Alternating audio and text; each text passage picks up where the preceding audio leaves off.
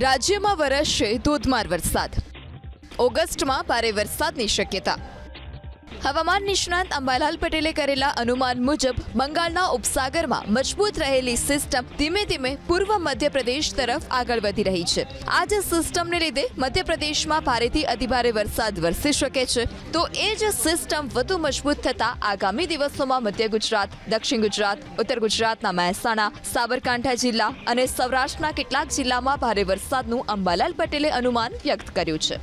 અંબાલાલ પટેલના અનુમાન મુજબ 7 થી 10 ઓગસ્ટ વચ્ચે રાજ્યમાં સારો વરસાદ વરસશે.